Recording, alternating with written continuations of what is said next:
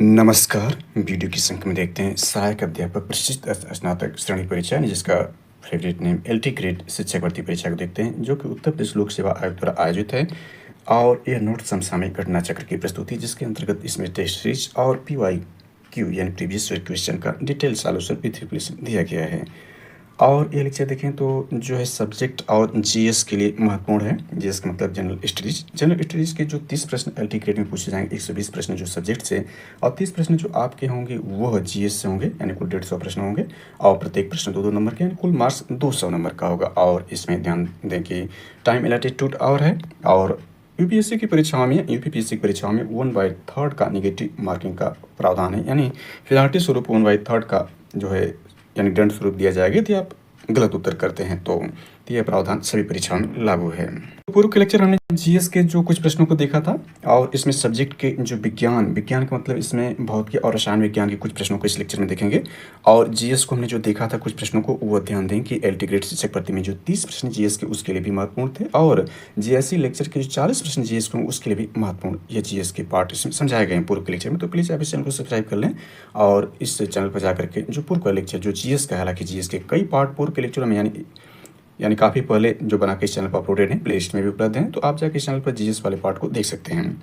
तो यहाँ जीएस के पार्ट को आप देखना चाहें तो जो एलटी ग्रेड संबंधित और जो आपका जीआईसी लेक्चर संबंधित हैं और असिस्टेंट प्रोफेसर संबंधित जो भर्ती यूपीएससी द्वारा आयोजित कराया जाएगा उसमें देखें तो LT grade exam 2025 science physics and chemistry test first, इसमें जो आपका है पार्ट 1 जनरल स्टडीज़ है। ये इंग्लिश में हमने इसको जो है हिंदी में एक्सप्लेन करने का प्रयास किया है, तो आप जाकर इस चैनल पर इसको देख सकते हैं। तो इसको हम यहाँ चर्चा नहीं कर रहे हैं, आज सब्जेक्ट के कुछ प्रश्नों को इसमें शामिल करते हैं, यानी सब्जेक्ट में साइंस होगा, साइंस में फिजिक्स केमिस्ट्री का पार्ट इसमें शामिल होगा। चलिए इसमें जो प्रीवियस ईयर क्वेश्चन है पीवाई क्यू बेस्ड है क्वेश्चन, उसको सॉल्यूशन विद सॉल्यूशन इसको देखते हैं। उत्तर प्रदेश लोक सेवा आयोग द्वारा यूपीपीएससी द्वारा कंडक्ट जो कराया गया था एलटी ग्रेड परीक्षा 2018, क्योंकि एक ही बार ये परीक्षा अब तक आयोजित की गई, दूसरी बार देखें तो काफ़ी लंबे अंतराल के बाद 2025 में वैकेंसी निकाली गई है। काफ़ी प्रतीक्षा के बाद काफ़ी अर्थविवाद को लेकर भर्ती फंसी थी। तो इसका देखें जो शुरुआत हो रहा है एग्ज़ाम से वह 6 दिसंबर 2025 से शनिवार से इसकी शुरुआत हो रही है और गणित और हिंदी के साथ इसकी शुरुआत है। दूसरे दिन ही विज्ञान इसका सब्जेक्ट होगा, विज्ञान और संस्कृत दूसरे दिन है, यानी 7 दिसंबर 2025 संडे को होगा।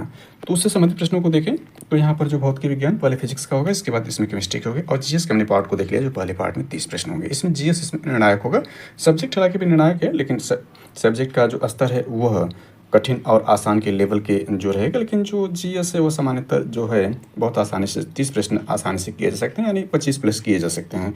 तो आप इस लेक्चर को देखते रहें और इस चैनल पर देखते रहें, सारे जीएस जो 30 प्रश्न बहुत आसानी से सॉल्व करने के जो सारे तरीके इसमें बताए जाएंगे। तो सबसे पहले भौतिक विज्ञान के पहले प्रश्न को देखें जो 2018 में पूछा गया। इसमें पहला प्रश्न देखें, इसमें हिंदी और इंग्लिश दोनों में ट्रांसलेटेड है, तो हिंदी के पार्ट को हम लेकर चलते हैं। L/2 लंबाई, त्रिज्या स्मॉल r तथा ईटा दृढ़ता गुणांक वाले पदार्थ के एक बेलन को एक चक्कर, यहाँ एक भूल गया, एक चक्कर यहाँ से पूरा ऐंठने को आवश्यक ऐंठनकारी बल युग्म होगा। तो यहाँ पर देखें जो बल युग्म इसमें b है, b का मतलब r/4/L है। इसमें r जहाँ आप देख सकते हैं त्रिज्या है और h जो इसमें है वह आपका इस पहले प्रश्न में ही जो छापने में त्रुटि कर दिया है समसामयिक घटना चक्र, तो इसमें h नहीं, h यहाँ ईटा से ही संबंधित है, h कहीं से नहीं आया है, यानी जो ईटा दृढ़ता गुणांक है वह यहाँ रहेगा। और यह r नहीं, क्योंकि 2 r होने का मतलब r/5 हो जाएगा, विकल्प को भी गलत इसने बना दिया, पाई है। यानी कुल मिलाकर देखें जो आपका यहाँ पूछ रहा है आवश्यक ऐंठनकारी बल युग्म होगा, जिसको यहाँ पर देखें तो G/I के रूप में इंडिकेट किया गया है सॉल्यूशन के रूप में, इसको C के रूप में कहा जाता है। C इक्वल टू होता है आपका पाई ईटा r/4/2L होता है। तो यहाँ पर देख सकते हैं इसकी लंबाई L/2 दिया, आधी लंबाई दिया इसलिए L हो जाएगी, नहीं 20 का सही रहा, इसका करेक्शन कर लें तो पाई ईटा r/4/L इसका सही 20 का आंसर सही। चलिए इसका एक्सप्लेनेशन देखते हैं। तो यहाँ पर दिया है आपका given that radius of cylinder small r, length जो है L/2 यानी L का आधा, और ये फार्मूला भी इसने गलत लिख दिया है। फार्मूला यहाँ जो होगा G/I या इसको C कहते हैं, C इक्वल टू हो जाएगा पाई ईटा r/4/2L होगा। अब इसमें जो वैल्यू दिया गया उसको रख दें, where G/I equal to twisting couple per minute twist, यानी यही जो पूछ रहा है कि आपका यानी एक बेलन को एक चक्कर पूरा ऐंठन हेतु आवश्यक एटनकारी बलयुग्म होगा तो एटनकारी बलयुग्म का ये एक्सप्रेशन है, यानी सूत्र है G/I इक्वल टू, तो ये फार्मूला आपका रहा, फार्मूला करेक्शन आप कर लें, pi equal to eta r⁴/2l है। इसमें ये twisting couple per unit twist है, ईटा मॉडुलस ऑफ रेगेटी है जिसको कठोरता मापांक भी कहते हैं, या इसे कतरनी मापांक के नाम से भी जानते हैं।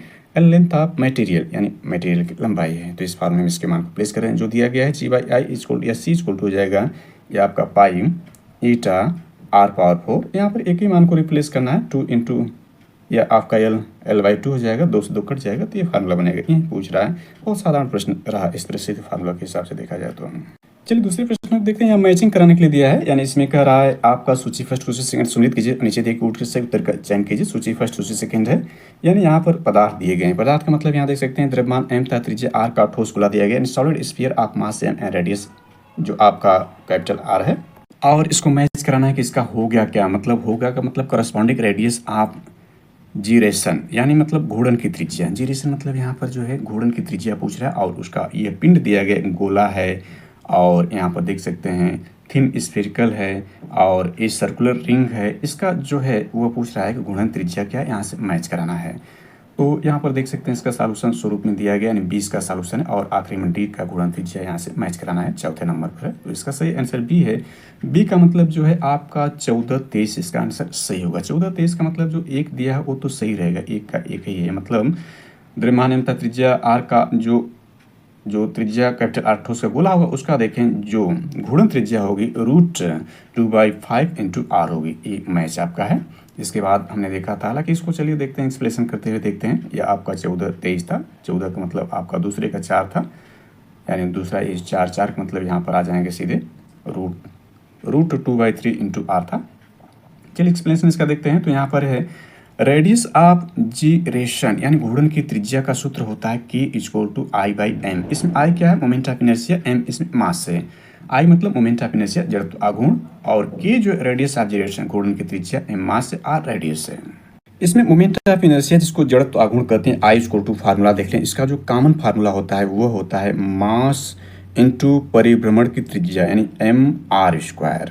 परिभ्रमण की त्रिज्या यानी द्रव्यमान गुणे परिभ्रमण की त्रिज्या यानी mr² जो होता है I = होता है, I = mr²। जिसका देखें जो SI या MK सिस्टम में जो मात्रक होता है वो किलोग्राम मीटर स्क्वायर होता है, और इसका बीमा देखें तो ये हो जाता है ml² T⁻0 होता है। तो यह मोमेंट ऑफ इनर्शिया है, इसी बेसिस पर हमें चलना है। तो यहाँ देख सकते हैं जो पूछा गया बॉडी दिया गया है, बॉडी के स्वरूप में यहाँ पर हमें जो घूर्णन की त्रिज्या को देखना है। बॉडी देखें जो गोला होता है, ये सब जो भी चीज़ से गोला हो गया या स्फीयर, इसका मोमेंट ऑफ इनर्शिया 2/5 mr² होता है। इसको मेमोराइज आप कर सकते हैं। स्फेरिकल सेल देखें, स्फेरिकल सेल 2/3 mr² होता है। सर्कुलर डिस्क का देखें ½ mr² होता है, और सर्कुलर रिंग का देखें 1/4 mr²। mr² सब में रहेगा, जिसका इसका मानक सूत्र होता है। मानक सूत्र में क्या हमने देखा था, द्रव्यमान गुणे परिभ्रमण त्रिज्या, यानी द्रव्यमान है और ये परिभ्रमण त्रिज्या इस कॉमन है, क्योंकि बेसिक फार्मूला यही है। अब इसमें गोला यदि रहेगा तो mr का 2/5वां भाग हो जाएगा, स्फीरिकल सेल रहेगा तो 2/3 भाग रहेगा mr का, और सर्कुलर डिस्क रहेगा तो mr का आधा हो जाएगा, और सर्कुलर रिंग है तो mr का चौथाई हो जाएगा। इस प्रकार से आप इसको याद कर सकते हैं। रेडियस ऑफ जीरेशन देखें, यानी घूर्णन की त्रिज्या का सूत्र क्या होता है, K = जो होता है आपका √I/m होता है। वही सूत्र रहा जिसको हमने R कहा था, इसका मल्टीप्लिकेशन यदि हम कर दें, दोनों पक्षों का वर्ग करें तो K² हो जाएगा I/m हो जाएगा। I निकालेंगे तो mk² हो जाएगा। इसी K को हमने R कहा था, MIR²। यहाँ जो सूत्र चल रहा है इसी K के फॉर्मेट में है, तो K हमें देखना है K के रूप में इसका क्या आएगा। तो रेडियस ऑफ जीरेशन देखें, यानी घूर्णन की त्रिज्या देखें तो K = I/m हो जाएगा। मास दिया है, मास ये रहेगा, I सबका यहाँ पर दिया गया है।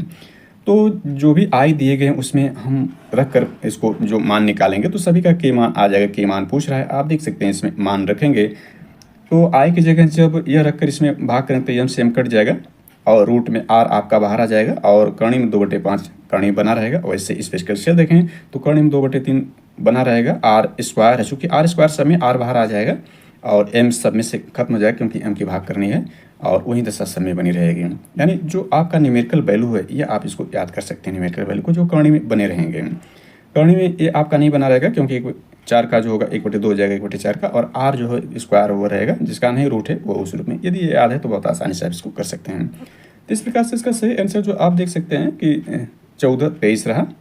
तो इस प्रकार से ये बहुत आसानी से मैचिंग किया जा सकता है। यदि आपको जो है मोमेंट ऑफ इनर्शिया यानी I इक्वल टू याद हो, I इक्वल टू mr² होता है, यदि आपको याद हो तो बहुत आसानी से सॉल्व किया जा सकता है।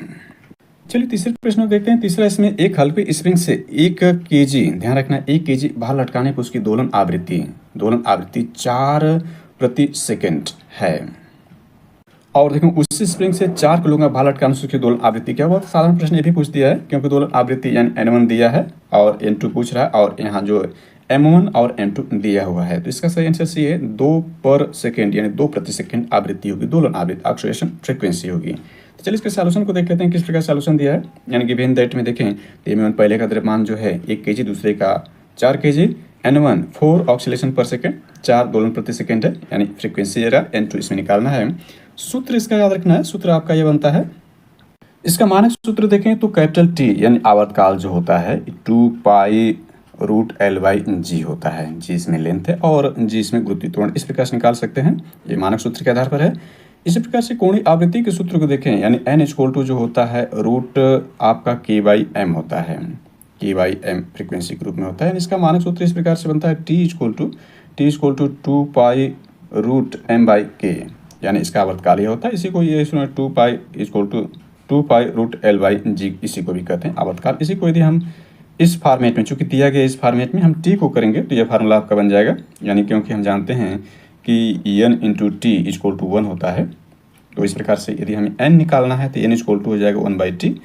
तो t का भाग करेंगे तो इसमें सब पलट जाएंगे, n इक्वल टू हो जाएगा 1/2π√k/m, यानी ये फार्मूला देख सकते हैं, यानी k/m जो है आपका वो n के फॉर्मेट में। तो यहाँ पर ये फार्मूला बेसिक फार्मूला बना यहाँ पर, यानी ये जो n है ये t इक्वल टू 2π√m/k को आप याद कर सकते हैं। तो इस प्रकार से ये आपका जो बनेगा, यानी n इक्वल टू इस फॉर्मेट में हो जाएगा। तो मान रिप्लेस करते हैं इसमें, n1 इक्वल टू हो जाएगा 1/2π, k कांस्टेंट इसमें है। इसी प्रकार से n2 के लिए करेंगे तो 1/2π√k/m2 हो जाएगा। यहाँ डिवाइड कर देते हैं n1/n2, तो आपका यहाँ जो हो जाएगा यह पाई है वो आर के रूप में बनाया है, तो यहाँ कट जाएगा, और यहाँ k से k कटेगा तो m1 ऊपर चला जाएगा, m2 नीचे आ जाएगा, क्योंकि भिन्न में भिन्न की भाग देना, और कर्ण भी बना रहेगा, यानी k/m2, और यहाँ इसके अनुसार बदलेंगे तो m1 यहाँ हो जाएगा k से कट जाएगा तो m1/m2 हो जाएगा, यानी n2/n1, यानी हमने n2 में n1 का भाग दिया है, तो आपका जो है m1/m2, m1 क्या था 1 था, m2 4 है, तो 1/2 हो जाएगा, यानी n2 निकालेंगे तो n1 का आधा हो जाएगा। n1 दिया है 4 ऑक्सीलेशन पर सेकेंड, तो 4 का आधा कर देंगे 2 सेकेंड, 2 पर सेकेंड हो जाएगा। n2 जो फ्रीक्वेंसी बनेगी 2 हो जाएगी। यानी कहने का सही हुआ कि हल्की स्प्रिंग से 1 किलोग्राम भार लटकाने उसकी दोलन आवृत्ति क्या है, 4 प्रति सेकेंड है। उसकी स्प्रिंग 4 किलोग्राम भार लटकाने उसकी स्प्रिंग दोलन आवृत्ति क्या हो जाएगी, वो कम हो जाएगी, यानी इसकी आधी हो जाएगी, यानी 2 पर सेकेंड हो जाएगी, प्रति सेकेंड, 2 प्रति सेकेंड उसकी फ्रीक्वेंसी। कहने का ऐसे हुआ कि भार आपका 1 है, उसका 4 गुना कर देने से फ्रीक्वेंसी जो दोलन आवृत्ति जो हो जाएगी पहले की आधी हो जाएगी। तो नेक्स्ट प्रश्न चौथा नंबर इसमें देखें, ये भी बहुत साधारण प्रश्न इसमें पूछा गया है। इसमें देखें जो फिजिक्स के पार्ट आपके न्यूमेरिकल और आपके थ्योरी होते हैं, तो थ्योरी वाले पार्ट को मेमोराइज कर सकते हैं। न्यूमेरिकल वाले पार्ट में ज़्यादा आपको मेमोराइज जो करना है वो इसकी फार्मूला करना है, क्योंकि देखें फिजिक्स के जो पार्ट आते हैं वो आपके पहले पार्ट में आपकी थ्योरी आती है, क्योंकि थ्योरी का कंसेप्ट क्लियर होना चाहिए। दूसरा जो पार्ट आते हैं उसके आपके फार्मूले आते हैं, इससे से थियरी से ही फार्मूले बनाए जाते हैं। इसके बाद तीसरा जो पार्ट आता है न्यूमेरिकल आता है, क्योंकि बगैर थियरी और फार्मूला के न्यूमेरिकल आप सॉल्व नहीं कर पाएंगे। तो थियरी आपको कंसेप्ट तैयार करना होगा, उसी बेस पर उसके फार्मूले ध्यान रखने होंगे, आप फार्मूले के बेस पर ही आप न्यूमेरिकल को सॉल्व कर सकते हैं। तो न्यूमेरिकल इसका बेसिक स्ट्रक्चर जो है इन्हीं दोनों से निर्माण होता है। तो चौथे नंबर प्रश्न को देखें तो ये कह रहा है यन द्रव्यमान का एक कण आयाम a तथा आवृत्ति n से सरल आवर्त गति करता अधिकतम गतिज ऊर्जा क्या होगी। ये सीधी फार्मूले पर आधारित है। यदि फार्मूला आपका पता है, कंसेप्ट क्लियर, तो बहुत आसानी से सॉल्व कर सकता है। यानी इसका जो है d है, इसको मेमोराइज भी कर सकते हैं, 2mn² π² जो है इसकी मैक्सिमम जो काइनेटिक एनर्जी बनेगी। चलिए इसके सॉल्यूशन को समझने का प्रयास करते हैं। तो फॉर मैक्सिमम वेलोसिटी यानी v मैक्स इक्वल टू जो आपका होता है e ओमेगा होता है, e ओमेगा जो है v मैक्स से, क्योंकि v का सामान्य सूत्र देखें, यानी जो वेलोसिटी होती है, वेलोसिटी आप पेंडुलम का देखें, यानी v इक्वल टू जो सूत्र होता है वो ओमेगा रूट ए स्क्वायर माइनस वाई स्क्वायर, जहाँ ए इसमें आयाम है, ए इसमें आयाम आपका है, और y इसमें डिस्प्लेसमेंट है, यानी v मैक्स के लिए, कि y इक्वल टू 0 होना पड़ेगा। 0 होगा तभी आपका ए ओमेगा बनेगा, तो v मैक्स आपका ए ओमेगा हो गया। और ओमेगा क्या है? कोणीय वेग है, एंगुलर वेलोसिटी है ओमेगा। और ओमेगा इक्वल टू जो होता है 2 पाई एन होता है, 2 पाई एन, या ओमेगा इक्वल टू होता है 2 पाई बाई टी होता है। टी इसमें वही आवर्तकाल एन फ्रिक्वेंसी ही है। तो चलिए इस प्रश्न को देखते हैं। तो आपका वेव एम्पलीट्यूड ऑफ मोशन है और ओमेगा एंगुलर फ्रीक्वेंसी है। सॉरी, इसमें एंगुलर फ्रीक्वेंसी एंगुलर वेलोसिटी नहीं है, नहीं ये फ्रीक्वेंसी गलत लिखा है, एंगुलर वेलोसिटी ही रहेगी। एंगुलर वेलोसिटी है, फ्रीक्वेंसी नहीं होगा, क्योंकि आगे इसका एक्सप्रेशन आगे इसमें मिल जाएगा। यानी वेलोसिटी इसमें देखें के मैक्स इक्वल टू, यानी k max equal to half m, यानी हम जानते हैं कि गतिज ऊर्जा हाफ एम वी स्क्वायर होता है। यदि के मैक्स करना होगा तो हमें जो होगा एम कांस्टेंट ही रहेगा, तो K max equal to V max पर डिपेंड करता है। तो K equal to half M V max को हम कर देंगे, यानी यहाँ V max omega A square, यानी angular velocity into amplitude square कर देंगे, यानी इक्वेशन फर्स्ट का इसमें हमने रख दिया। तो half M omega square A square हो जाएगा। ओमेगा स्क्वायर के मान को रख देते हैं, मेजर 2 पाई एन हो जाएगा। ये अब आप n a frequency, angular frequency ये बनेगी, एंगुलर वेलोसिटी है, क्योंकि दो फ्रीक्वेंसियाँ एक ही में इक्विवेलेंट नहीं हो सकती हैं। तो ओमेगा इक्वल 2 पाई एन है, इसमें हम इसका मान रख देंगे हाफ एम 2 पाई एन स्क्वायर होल स्क्वायर इसका ए स्क्वायर। तो ये आपका जो हो जाएगा हाफ एम, और ये हो जाएगा 4 pi square A square pi square N square A square, ये 2 से 2 कट जाएगा। तो 2m N square pi square A square इसका सही आंसर हुआ। तो इस प्रकार से इसका आंसर देखें डी बनेगा, 2m N square pi square A square, ये है अधिकतम गति ऊर्जा का। यानी गति ऊर्जा का सूत्र आपको याद हो कि हाफ एम वी स्क्वायर होता है। तो आपको क्या करना है, निकालना है वी मैक्स होना, के मैक्स के लिए वी मैक्स हमको चाहिए, और वी मैक्स के लिए आप सूत्र याद रखें कि ए ओमेगा होता है, और भी का जो सूत्र होता है हमने देखा कि भी इक्वल टू होता है ओमेगा रूट ए स्क्वायर माइनस वाई स्क्वायर होता है, और भी मैक्स के लिए वाई इक्वल टू 0 लिया जाएगा। चलिए अगले 5वें प्रश्न को देखें। तो ये भी सीधे सीधे आपका जो है फार्मूले पर आधारित प्रश्न पूछ दिया है, यानी इसके लिए कंसेप्ट आपका क्लियर यदि है फार्मूले पर तो बहुत आसानी से चालू कर सकते हैं। इसमें लिखा एक निश्चित तंत्र के लिए अवकल समीकरण है। तो d square x by d t square plus 2 k d x by d t plus omega 0 square x equal to 0 दिया है। यानी यदि if omega 0 greater than k the time in which amplitude falls in 1 by e of its initial value will be, यानी दिया है यदि omega 0 जो हो के से काफ़ी बड़ा हो तो वह समय, यानी वह समय जिसमें आयाम प्रारंभिक मान की 1/e तक गिरता होगा, यह इसमें हमें ढूंढना है। तो ये बहुत, इसको मेमोराइज आप कर सकते हैं। इसका जो आंसर बनेगा इस तरह से पूछेगा तो 1/k ही होगा, 1/k सेकेंड में 1/e तक गिरेगा, और जिस दशा में यह दिया गया तो उसका प्रारंभिक आयाम क्या होगा, 1/k सेकेंड होगा। तो चलिए इसका देखते हैं सॉल्यूशन किस प्रकार से ये दिया है। तो यहाँ देख सकते हैं, यानी इसमें दिया है the time interval in which the amplitude of oscillation falls to 1/e of initial value is called the mean life time of oscillation. यानी क्या कहते हैं, mean life time oscillation, oscillation का मीन टाइम कहते हैं, यानी अर्ध आयु के रूप में कहते हैं। मीन टाइम लाइफ यानी टो इक्वल टू 1/e यहाँ पर हो जाएगा। यानी यहाँ पर देख सकते हैं 1/e के रूप में क्या दिया गया है, यहाँ देख सकते हैं, जिसमें आयाम प्रारंभिक मान का क्या होता है, 1/e तक गिर जाता है, यानी इतना हो जाता है। तो अर्थ आयु के रूप में इसको हम कर सकते हैं। यह mean life time equal to 1/e। The force acting on the body undergoing damped harmonic motion, यानी 2 प्रकार से होगा। रिस्टोरिंग फोर्स -kx होता है, डैम्पिंग फोर्स -b dx/dt होता है। इसके मान को प्लेस करें तो m d square x by d t equal to, ये आपके मान दोनों हो जाएंगे, ऐड हो जाएंगे। इसके बाद इन दोनों मान को ट्रांसफर करके जो है LHS में लाते हैं, तो ये आप इधर का सुनना हो जाएगा। अब इसमें putting b/m equal to r, अब k/m equal to omega square मान को पुट कर देते हैं। तो इसको पुट करने के बाद ये आपका इक्वेशन बनेगा, यानी इक्वेशन, ये रहा इक्वेशन फर्स्ट। इसको जो है d square x d t square plus 2k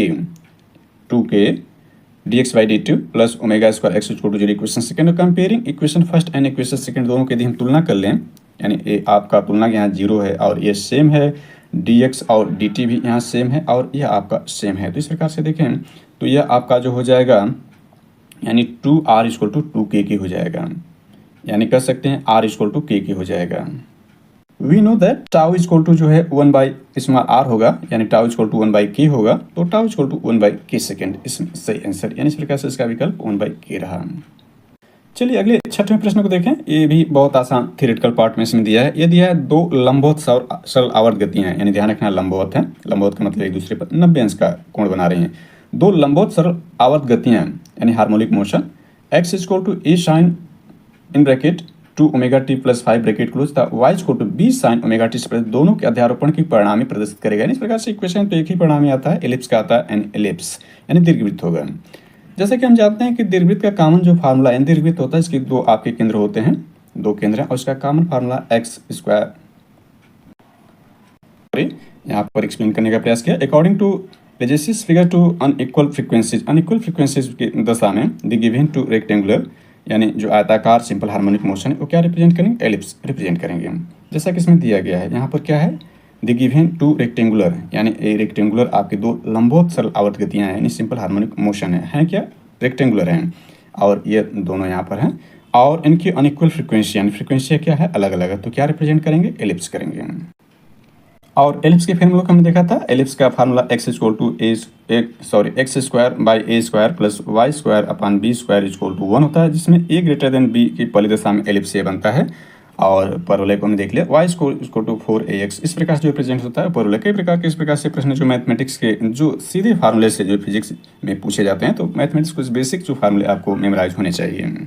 इसको थोड़ा एक्सप्लेन करना चाहें तो देखें, जो सिंपल हार्मोनिक मोशन होता है यानी SHM का सिंपल फार्मूला देखें, यानी साधारण सूत्र होता है y equal to a sine omega t होता है, जहाँ ए एम्पलीट्यूड है, ओमेगा इसमें एंगुलर वेलोसिटी, इसमें देखें तो आपका जो है टाइम हो जाता है, इसमें डिस्प्लेसमेंट या विस्थापन है, उसका विस्थापन यहाँ पर हो जाएगा। तो इसी के आधार पर हमने देखा था y equal to a sine omega t इसका समान सूत्र हुआ। इसी में जो इसकी वेलोसिटी इक्वल टू होती है v equal to a square minus y square होता है, और जब वी मैक्स करते हैं तो वाई 0 हो जाता है, तब ये ई ओमेगा हो जाता है वी मैक्स। इसी के आधार पर हमने की मैक्स को भी निकाला था, पूर्व जो प्रश्न था पूर्व वाले प्रश्न में एक्सप्लेनेशन कर लिया था। इसमें यहाँ दो लंबवत समीकरण को भी देखना चाहें तो दो लंबवत समीकरण हमने देखा था कि यह ए इसमें एम्पलीट्यूड है और ओमेगा इसमें जो एंगुलर वेलोसिटी है, और फाई जो इसमें दिया गया इनिशियल फेज दिया गया यानी प्रारंभिक चरण दिया गया। इसी प्रकार से y equal to b sine omega t में उसी प्रकार से प्रदर्शित किया गया। इसमें इनिशियल फेज यानी फाई ग्रुप में इसको नहीं प्रदर्शित किया गया है। एक और पॉइंट ऐड कर लें,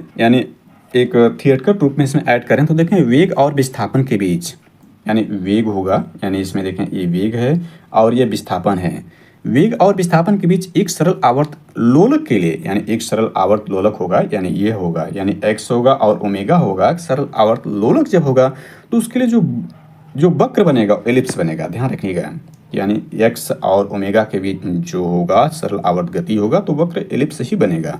यहाँ दो लंबवत के लिए भी अध्यारोपण का परिणामी क्या एलिप्स है, और x और ओमेगा के बीच भी जो परिणामी बनेगा दीर्घवृत्त की फॉर्मेट में ही आता है।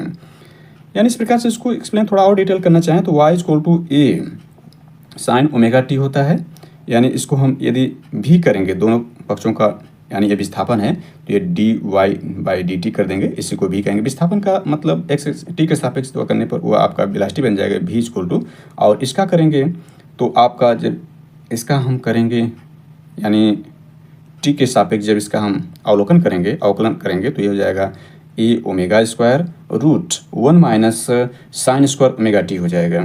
इसको ज़्यादा एक्सप्लेन करेंगे यानी विस्तार करेंगे तो ये जो Y square by A square plus B square by A omega square का होल स्क्वायर इक्वल टू 1 आएगा, एलिप्स बन जाएगा। एलिप्स में इसको बना सकते हैं आसानी से, जो कि आपका देखें तो ये समीकरण जो बनेगा एलिप्स के फॉर्मेट में, इस प्रकार से इसको मेमोराइज कर सकते हैं। साथ में प्रश्न को इसमें देखें तो ये लिखा है कि 500 हर्ट्ज यानी फ्रीक्वेंसी की आवृत्ति जो होती है हर्ट्ज होती है, यानी 500 हर्ट्ज आवृत्ति की एक स्वतंत्र त्रिभुज को 1 सोनोमीटर तार के साथ कंपित कराने पर प्रति सेकंड 8 विस्पंदन सुनाई देते हैं। यदि तार तनाव यानी तनाव में कुछ वृद्धि की जाती है तो विस्पंदन आवृत्ति कम हो जाती है। तार की मूल आवृत्ति क्या है, इसका डी है 492 जो इसकी वह मूल आवृत्ति फंडामेंटल फ्रीक्वेंसी है। इसका चलिए एक्सप्लेनेशन देख लेते हैं। एक्सप्लेनेशन आपका यहाँ पर दिया गया है कि यानी V2 could be 508 hertz to 492 hertz, यानी V2 जो होगा इसी के बीच में होगा for 8 beats per second. If the tension of the sonometer wire is slightly increased, V2 increase, but the beat reduce. Therefore, the original frequency of the sting is 492 Hz.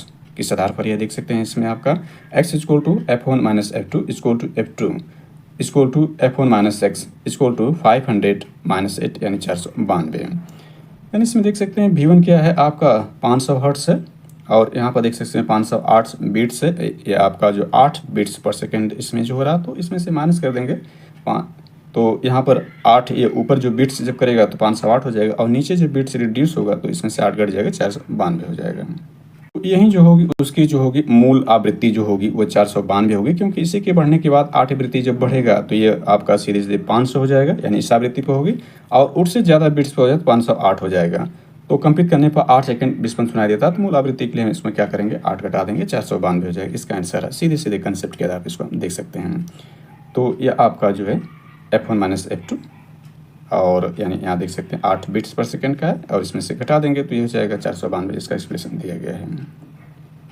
चलिए अगले प्रश्न को भी देख लेते हैं। सीधे सीधे आपका जो थियरी पार्ट से जुड़ा है, इसको कंसेप्ट के आधार पर देखें तो एक प्रणोदित में ऊर्जा अवशोषण अधिकतम होगा, तो इसका सी सही आंसर बनता है वेग अनुनाद पर वेलोसिटी रेजोनेंस जब होगा तो एक प्रणोदित दोलक में ऊर्जा अवशोषण अधिकतम होता है। एक्सप्लेनेशन इसका देखें, सी है वेलोसिटी रेजोनेंस देखें तो velocity amplitude u is equal to इस फार्मूले पर this maximum when denominator is minimise, यानी मैक्सिमम का कोई भी यदि आपका भिन्न रूप में मैक्सिमम कम होगा जब उसका न्यूमरेटर यानी डिनोमिनेटर जो उसका हर शून्य हो, हर इसका मिनिमम लिया जाएगा तब तो इनफाइनाइट हो जाएगा, यानी मिनिमम होगा। तो दिस इज मैक्सिमम, यानी ए मैक्सिमम ए मैक्सिमम कब होगा जब उसका डिनोमिनेटर मिनिमम होगा। तो यहाँ देख सकते हैं इसके मिनिमम के लिए कंडीशन क्या बन सकती है यहाँ पर। तो इसमें एक्सप्लेनेशन है whatever the damping velocity amplitude is maximum when the driving frequency equal to natural undamped frequency of the oscillator the phenomenon is known as the velocity resonance. तो ये रहा, यानी इसका सी रहा, वेग अनुनाद पर जो होगा वो मैक्सिमम होगा। अगले प्रश्न को इसमें देख सकते हैं, 9वां प्रश्न यहाँ पर दिया गया है, 1 मीटर की दूरी पर, यानी 1 मीटर का मतलब इसमें L इक्वल टू 1 हो जाएगा, 1 मीटर दूरी पर रखे 2 सिरों के बीच, यानी इतना द्रव्यमान एमोनिया दिया है, धातु पे इतना भार का खिंचाव है, ये तार का अस्थायी चुंबक 2 ध्रुवों के बीच के जार का मध्य बिंदु पड़ता है, जार में F फ्रिक्वेंसी की प्रतिरोध धारा प्राप्त होता है, कंपित में अनुनाद प्राप्त होता है, आवृत्ति F होगी, यानी इसमें C है 50 हर्ट्ज से होगी। सीधे इसको देखते हैं, फार्मूले बेसिस पे इसको एक्सप्लेन कर दिया गया है। तो फोर्स वाइब्रेशन देखें क्या है, the metal wire will vibrate with the same frequency as that source, यानी टेंशन इसमें तनाव जो है T इक्वल टू mg होगा, द्रव्यमान में जो गुरुत्वाकर्षण उसका भार कर देंगे तो ये उसका भार या तनाव हो जाता है। T इक्वल टू देखें तो 9.8 इसका जो आप, यानी इसका भार कितना है, भार 10 है यानी किलोग्राम का, और इसका गुरुत्वाकर्षण नॉर्मल जो होता है 9.8 यानी 98 न्यूटन जो इसका तनाव हो गया। एम इक्वल टू 9.8 ग्राम, यानी इसका भार क्या दिया है, 9.8 ग्राम दिया है, यानी इसको किलोग्राम में करेंगे तो 9.8, यानी हम जानते हैं 1 kg इक्वल टू 10³ ग्राम होता है, यानी 1000 ग्राम होता है। इस प्रकार से देखें तो आपका जो हो जाएगा 9.8 × 10³ kg हो जाएगा। एफ के फार्मूले में देखें तो फ्रीक्वेंसी का फार्मूला जो था इक्वल टू 1/2L T/m होगा, तो इस हिसाब से इसमें मान रखें। अभी हमने देखा था एल जो था 1 था, 1 मीटर की दूरी पर था, एल 1 हो जाएगा, और यहाँ आपका T 98 और एम के मान को हमने निकाला है, इसको हम सॉल्व कर लेंगे तो आपका एक और जो इसको हम हटा लेते हैं, यानी इस दशमलव को इसमें ऐड कर देंगे तो 98 गुणे -10/4 हो जाएगा। 98 से 98 कट जाएगा, -4 ऊपर जाएगा तो +4 हो जाएगा, 10/4। 10/4 का मतलब 10 का 4 बार गुणा है, तो यहाँ पर 10/4 बार गुणा आप कर देंगे तो इसमें से आप जो है 10 को निकाल लीजिए, यानी 100 हो जाएगा, 2 का भाग कर देंगे 100 में 50 हो जाएगा। फ्रीक्वेंसी क्या है 50 हर्ट्ज, जो इसका आंसर रहा।